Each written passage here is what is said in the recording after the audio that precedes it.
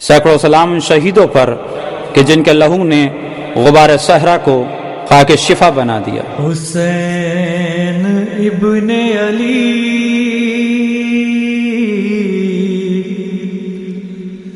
شاہ کربلا پہ سلام، حسین ابن علی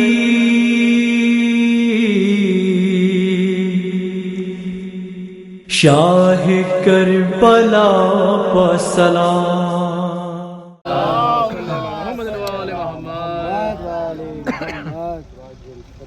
اعوذ باللہ من الشیطان اللعین الرجیم، بسم اللہ الرحمن الرحیم، اللہم صلی علی محمد وآل محمد وعجل فرجہ۔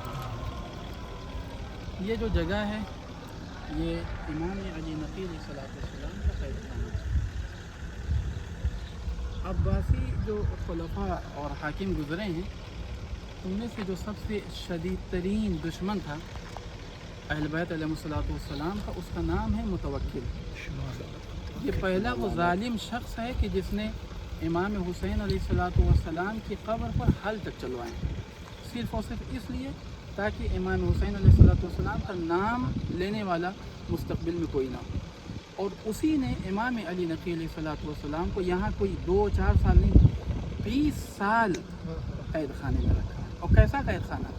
ایسا قید خانہ کہ راوی کہتا ہے کہ جس وقت میں نے امام علی نقی علیہ السلام سے ملاقات کی ہے، حالت یہ تھی کہ جیسے کوئی ایک لکڑی ہو اور اس لکڑی کے اوپر کوئی کپڑا ڈال دیا جائے، یہ کیفیت کی ہمارے اور آپ کے امام کی، امام علی نقی علیہ السلام کی۔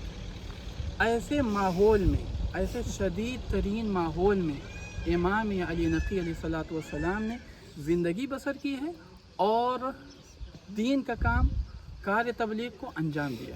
متوکل ایسا ظالم بادشاہ ہے، آپ کے ذہنوں میں ہوگا کہ اگر کوئی زنا کرتا ہے اس کی سزا 100 کوڑے، اگر کوئی شراب پیتا ہے اس کی سزا 80 کوڑے۔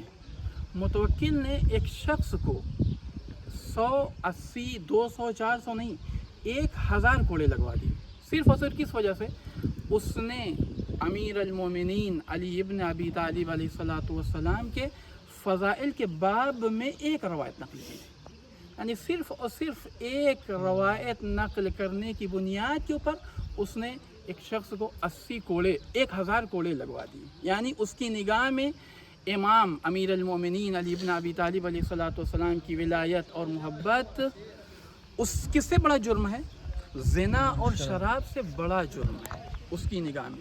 اب آپ سوچیں کہ جب ایسا شخص امام علیہ السلام کے اوپر تشدد کرے گا، ظلم کرے گا، تو ظلم کی کیا انتہا ہوگی؟ اسی لیے راوی کہتا ہے ایک شخص جو امام کا چاہنے والا ہے خفیہ طریقے سے امام سے ملاقات کرنا چاہتا ہے۔ جو متوکل کی طرف سے جاسوس تھا اس کے پاس آیا، سلام دعا احوال پرسی کے بعد اس نے سوال کیا کہ خیریت ہے، کس غرض سے آئے ہو؟ اس جاسوس نے سوال کیا خیریت ہے، کس غرض سے آئے ہو؟ کیا تم اپنے مولا، اپنے امام کی خیریت دریافت کرنا چاہتے ہو؟ تو اس نے کہا، چونکہ ڈر بھی ہے، خوف بھی ہے، اس نے کہا کہ نہیں، میرا مولا تو وہی ہے کہ جو مولا آپ کا ہے، یعنی متوکل کو میں مولا مانتا ہوں، ان کو مولا نہیں مانتا ہوں۔ کہا ڈرو نہیں، ہم بھی انہی کے چاہنے والے ہیں، ہم بھی انہی کے ماننے والے ہیں۔ اور اب وہ جاسوس اس شخص کو لے کے جاتا ہے، دیکھیں امام کس طریقے سے قید ہے۔ وہ شخص لے کے جاتا ہے امام کی خدمت میں۔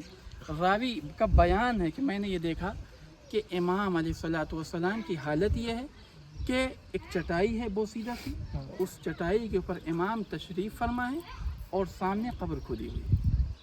راوی کہتا ہے کہ میں نے ایک مرتبہ امام کو دیکھا اور ایک مرتبہ قبر کو دیکھا، بے ساختہ میری آنکھوں سے آنسو جاری ہو گئے کہ مولا آپ کی یہ کیفیت، آپ کی یہ حالت، آپ کو تو حاکم ہونا چاہیے تھا، آپ کو تو خلیفہ ہونا چاہیے تھا، ان ظالموں نے آپ کے ساتھ کیا کر دیا ہے؟ ایک مرتبہ امام نے اس کے چہرے کے اوپر ہاتھ پھیرا اور ہاتھ پھیرنے کے بعد کہا کہ پریشان ہونے کی ضرورت نہیں ہے، ہمارے لیے نہ گھبراؤ۔ اور اب جو ہاتھ پھیرا ہے تو کیا دیکھا کہ جنت ہے، باغات ہیں، ہر طرح کی نعمات ہیں۔ ایک مرتبہ امام نے دلاسا دیتے ہوئے کہا پریشان نہ ہو، یہ دنیا ہمارے لیے خلق نہیں ہوئی ہے، لہذا اس دنیا کے آلام و مصائب میرے اوپر اثر نہیں رکھتے ہیں. وہاں سے وہ نکلا ضرور ہے لیکن پریشان حال. اور یقیناً کسی بھی چاہنے والے کا، کسی بھی ماننے والے کا حال ہونا بھی یہی چاہیے کہ وہ پریشان حال ہو. آپ تصور کریں، میں مثال اور آپ کی خدمت میں دیتا ہوں.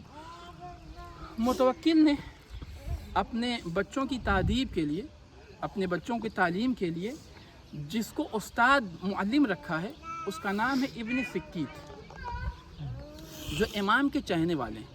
یعنی اس طریقے سے ہر جگہ کے اوپر امام علی نقی علیہ الصلوۃ والسلام کے چاہنے والے تھے، لیکن تقیے میں تھے. ایسا دور تھا، ایسا اس وقت حاکم کی طرف سے ایسا تشدد تھا، ایسا ظلم تھا کہ مجبور تھے. ایک دن اس نے سوال کیا، توجہ کریے گا، ایک دن اس نے سوال کیا دربار میں، سارے لوگ تشریف فرما ہیں. اس نے سوال کیا، ابن سکیت تم میرے بچوں کو بہت اچھی طرح جانتے ہو، ان کی تعدیب کرتے ہو، انہیں تعلیم دیتے ہو. یہ بتاؤ، اب سوال دیکھیں کتنا عظیم ہے، یہ بتاؤ کہ تمہاری نگاہ میں میرے بچے زیادہ فضیلت رکھتے ہیں، یہ زیادہ افضل ہیں یا حسن و حسین زیادہ افضل ہیں؟ اب جو چاہنے والا ہے، جو ماننے والا ہے، کتنا بھی تقیہ میں ہو، کتنا بھی خوف میں ہو، جہاں اس طریقے کا سوال ہوگا تو کیا ہوگا؟ آگ ببولہ ہو جائے گا. ابن سکی جو اب تک تقیہ میں ہیں، اب تک اپنے ایمان کو چھپائے ہوئے ہیں اور تعلیم دے رہے تھے، آگ ببولہ ہوئے. متوکل کی آنکھوں میں آنکھیں ڈالی اور آنکھیں ڈال کر یہ کہا کہ تم کس کے بارے میں سوال کرتا ہے؟ اس کے بعد عجیب جملہ کہا ہے جناب ابن سکیت نے، کہتے ہیں انا قمبرا خادم علی ابن ابی طالب افضل منک ومن ابنیک. تو کیا، تیری حیثیت کیا، تیرے بچوں کی حیثیت کیا؟ ان کا جو غلام قمبر ہے نا، وہ تجھ سے بھی افضل ہے اور تمہارے ان بیٹوں سے بھی افضل ہے. اس قضیے کے بعد جو اصل میں جہاں لانا چاہ رہا ہوں آپ کو، اس قضیے کے بعد اس ملعون نے ابن سکیت کو تنہا قتل نہیں کیا ہے، بلکہ پہلے ان کی زبان کاٹی ہے، اس کے بعد انہیں قتل کیا ہے. آپ ذرا سا تصور یہ کیجئے کہ جہاں ظالم جابر بادشاہ چاہنے والوں کو یہ اذیت دے رہا ہو، چاہنے والوں کو قتل کر رہا ہو، چاہنے والوں کو زندہ درگور کر رہا ہو، وہ اس کے ساتھ کیا کرے گا کہ جن کے وجہ سے ان سب کو قتل کیا جا رہا. اسی لیے جب بعض وزیر، حتیٰ بعض وزیر جو امام کے چاہنے والے ہو گئے تھے، ان لوگوں نے کہا کہ بھائی ان سے تمہیں کیا خوف ہے، یہ اپنی عبادت میں مشغول ہیں، ان کو تم سے کوئی واسطہ نہیں، یہ اپنے عبادت میں مشغول، ان کا کام ہے صرف اور صرف دین کی باتوں کو پہنچانا، ان سے تمہیں کوئی خوف نہیں ہے. تمہارا خوف حکومت کے حوالے سے، تمہاری حکومت کے لیے ضرر نہیں ہے، انہیں کیوں پریشان کرتے ہو، انہیں اس قید سے نکالو.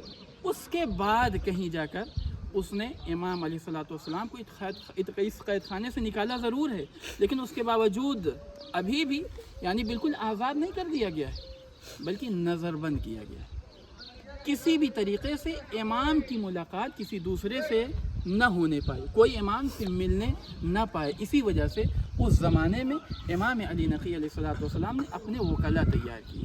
امام کے وکلا جو مختلف جگہوں کے اوپر امام کی طرف سے دین کا کام کر رہے ہیں، امام کی طرف سے دین کا پیغام بتا رہے ہیں. یعنی آپ تصور کیجیے، یہ سب سے بڑا ظلم ہے. جو خلیفہ ہے، جو حقیقی خلیفہ ہے، جو حقیقی حاکم ہے، وہ دنیا میں موجود ہے، لیکن دین کی بات کو، دین کے پیغام کو وہ خود نہیں پہنچا سکتے. کیوں؟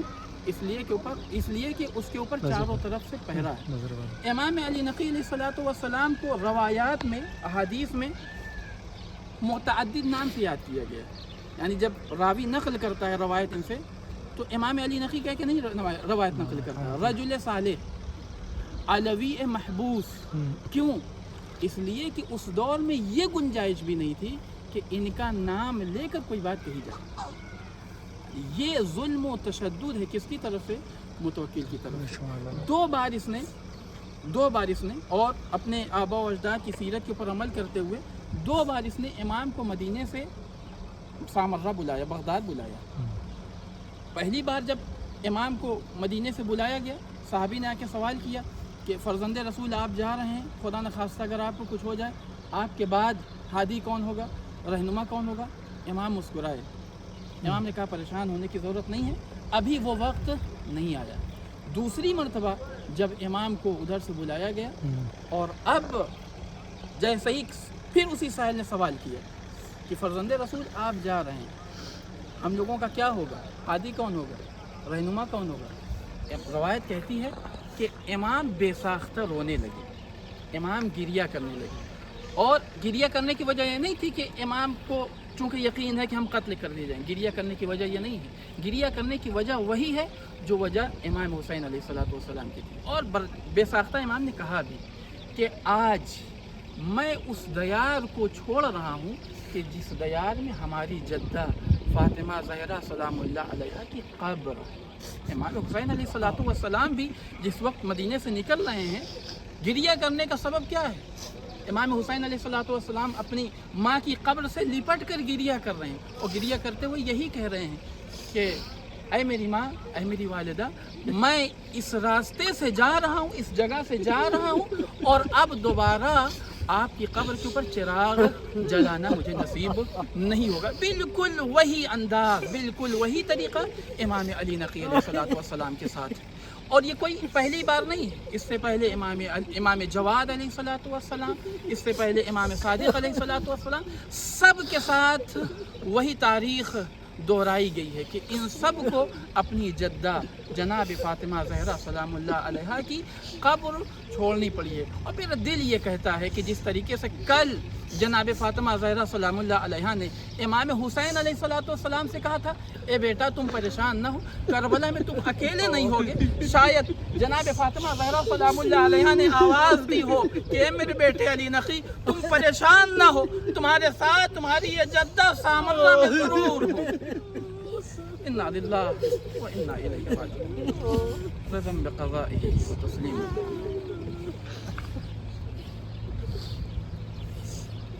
تقریباً 20 سال کا عرصہ امام نے اس قید خانے میں، اور ایسا قید خانہ کہ جہاں پر کسی بھی طریقے کی روشنی تک نہیں ہے، ایسی جگہ کے اوپر امام علیہ السلام کی 20 سال کا عرصہ ایک بڑا عرصہ ہوتا ہے کہ جو پورا عرصہ امام کا کہاں گزر گیا ہے؟ ایک قید خانے میں گزر گیا۔ تو امام، ہمارا مقصد ان زیارتوں سے مقصد بھی یہی ہے کہ ہم ذرا تصور تو کریں کہ ہمارے ائمہ اور اہل بیت علیہ السلام پر کیا کیا مظالم ڈھائے گئے ہیں، اور جب ہم ان مصیبتوں کو یاد کریں تو یہ بھی تصور کریں کہ ان مظالم کے باوجود امام نے تبلیغ کی۔ تو اب جب تبلیغ کی ہے تو جو بھی پیغام دیا ہے ان پیغام کے اوپر عمل کرنے کی کوشش کریں۔ اصل مقصد زیارت کا بھی یہی ہے کہ ان زیارتوں کو صرف زیارت پڑھ کے ہم یہاں سے نہ گزر جائیں، بلکہ زیارت جب کریں درس ضرور لیں کہ جن مشکلات سے آپ نے پیغام پہنچایا ہے ان پیغام کو ہم عملی جامہ ضرور پہنائیں۔ حسین جان نبی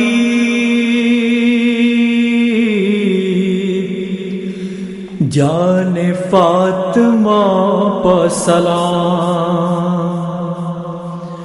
حسین جان نبی جان فاطمہ پہ سلام، سلام بازوے عباس و قلب اکبر پر، سلام بازوے عباس و قلب اکبر پر، سلام ہو تنے قاسم حلق اصغر پر، سلام ہو تنے قاسم حلق اصغر پر، حسین ابن علی شاہ کربلا پہ سلام۔ قید خانہ الگ سے تو بنتا ہی تھا، بعض مجرمین کو جیسے آج بھی ہے جو جیسا مجرم ہوگا ویسا قید خانہ ہوگا، تو جو اس زمانے کا جو سب سے بڑا مجرم ہوتا تھا وہ اس طریقے کے قید خانے میں ہوتا، یعنی اس کو قید کیا جاتا تھا، اور یعنی گویا کہ امام کو اس زمانے کا سب سے مجرم مانتے ہوئے اس طریقے کے قید خانے میں جو ہے قید کیا۔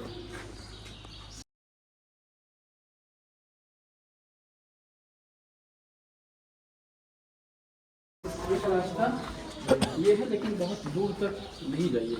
ہاں لائٹ کھولو ذرا लाइट नहीं जाएगा। موبائل کھولو نیچے ہے اصل قید خانہ تو نیچے ہے، چاروں طرف سے ہے نا صرف راستے ہیں، لائٹ کھولو لائٹ یہ صرف راستے ہیں۔ کھول لو تم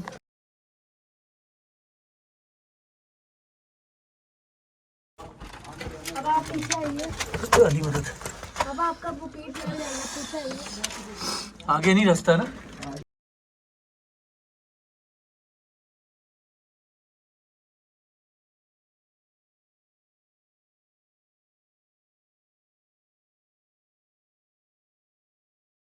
میں یعنی وہی امام حسین کی بہن ہوں۔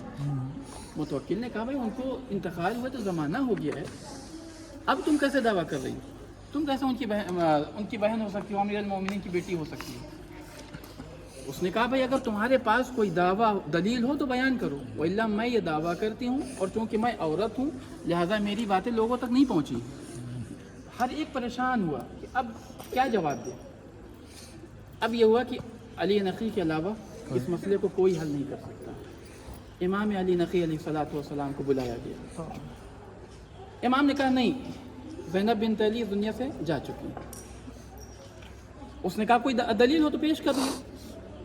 کہا کہ دلیل یہ ہے کہ سادات کے گوشت کو ان درندوں کے اوپر حرام کیا گیا ہے، لہذا ایسا ہے کہ یہ جو قید خانہ ہے اس میں اس کو ڈال دیا جائے اور ایک شیر کو ڈال دیا جائے، اگر یہ واقعاً زینب بنت علی ہوگی تو یہ جانور اس کو نقصان نہیں پہنچائے گا۔ یہ امام حل پیش کر رہے ہیں، امام علی نقی علیہ السلام حل بتا رہے ہیں، مشکل سے نکال رہے ہیں کس کو؟ متوکل کو۔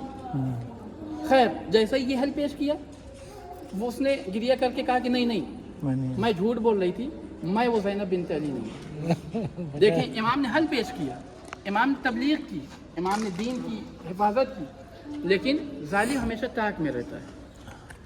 اس نے کہا کہ یہ تو بڑا اچھا موقع ہے، دوسروں کی تو چھوڑ دو بات، یہ بھی تو اسی خاندان سے ہیں، اگر ان کی بات درست ہے کہ جانور انہیں نقصان نہیں پہنچائیں گے تو ایسا کرو اس قید خانے میں انہیں ڈال دو اور اس درندوں کو ان کے ساتھ کر دو، اگر ان کی بات سچی ہے تو یہ جانور ان کو نقصان نہیں پہنچائیں گے۔ روایت بڑے عجیب فقرے ہیں۔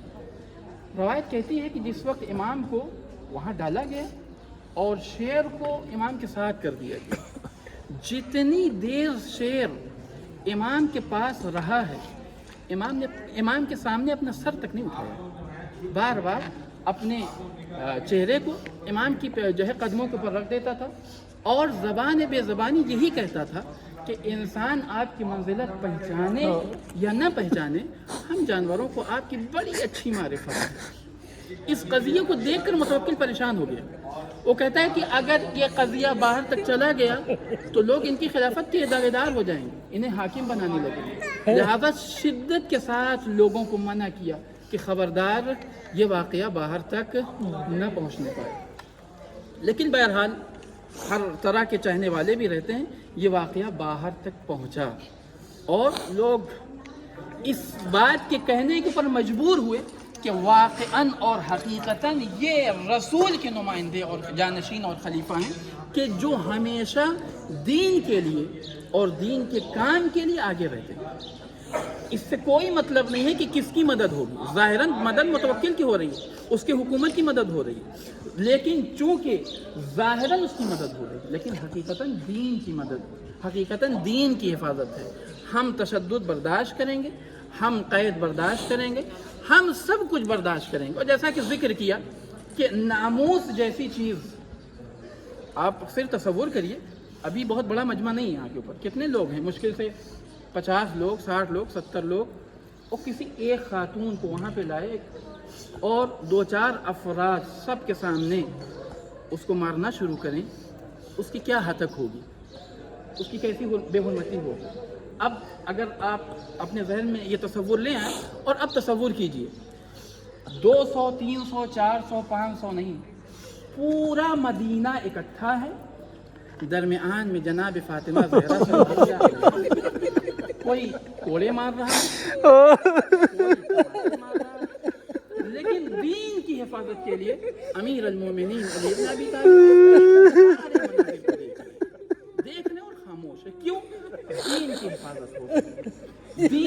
महफूज रहे। हम सारी कुर्बानी बर्दाश्त कर सकते हैं इस दीन की हिफाजत।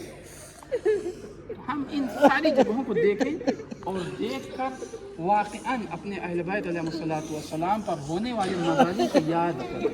हर जुल्म में याद रखिएगा, आप जितनी भी जगह जाएंगे हर जुल्म में आपको जनाब फातिमा ज़हरा सलामुल्लाह अलैहा का जुल्म ज़रूर याद आएगा। चाहे जहाँ पे कैद खाने, अभी आप जब सामर्रा चलेंगे वहाँ पे भी आप निगाह जब आपकी पड़ेगी इमाम हसन अस्करी अलैहिस्सलातु वस्सलाम और इमाम हादी अलैहिस्सलातु वस्सलाम, इमाम ज़माना अज्जलहु तआला शरीफ, हर मौके के ऊपर जनाब फातिमा ज़हरा सलामुल्लाह अलैहा का जिक्र ज़रूर मिलेगा। क्यों?